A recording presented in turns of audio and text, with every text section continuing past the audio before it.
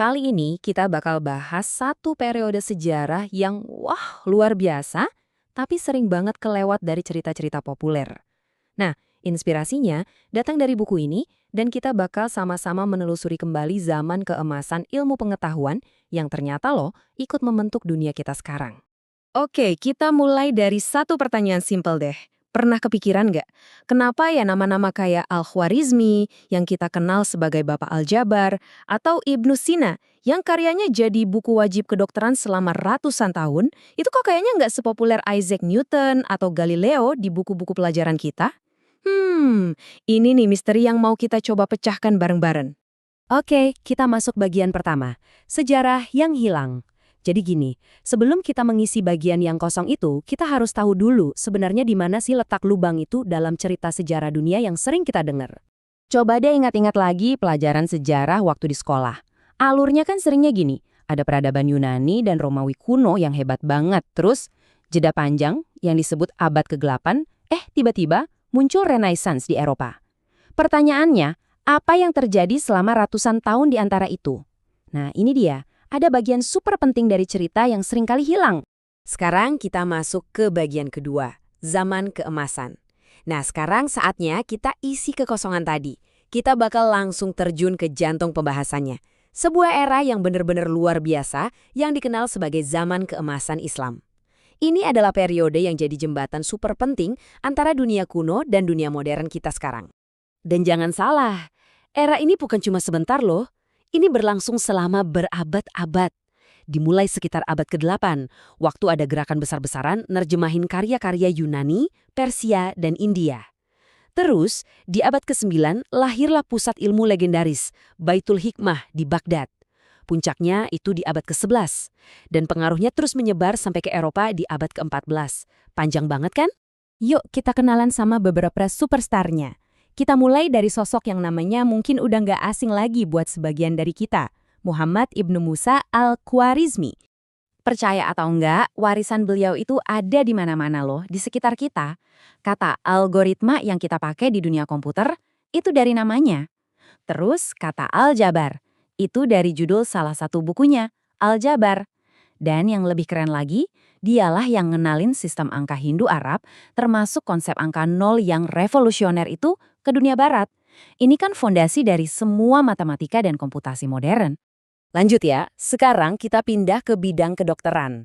Ada seorang jenius yang ilmunya tuh nggak cuma satu bidang, tapi banyak banget. Ibn Sina, atau yang di dunia barat lebih dikenal sebagai Avicenna. Karya masterpiece-nya itu Al-Qanun fil Tibb, atau The Canon of Medicine. Ini bukan cuma buku biasa ya, ini tuh ensiklopedia medis super lengkap yang jadi buku pegangan utama di Eropa selama, coba tebak, lebih dari 600 tahun. Gila kan? Dia juga yang pertama kali ngenalin konsep karantina buat cegah penyakit menular, uji klinis, sama farmakologi yang sistematis. Terus ada lagi nih, ilmuwan yang benar-benar mengubah cara kita melihat dunia secara harfiah.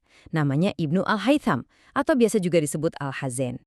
Jadi gini, sebelum dia, orang-orang tuh percaya kalau mata kita ini ngeluarin semacam sinar buat melihat. Nah, Ibnu Al-Haytham lewat eksperimen yang super teliti berhasil ngebuktiin sebaliknya. Justru cahaya yang masuk ke mata kita. Dan proses yang dia pakai, bikin hipotesis, eksperimen, terus verifikasi, itu jadi cikal bakal metode ilmiah modern yang kita semua pakai sekarang. Oke, kita masuk bagian ketiga, warisan abadi.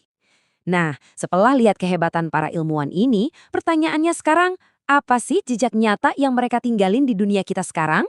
Yuk, kita sambungin titik-titiknya.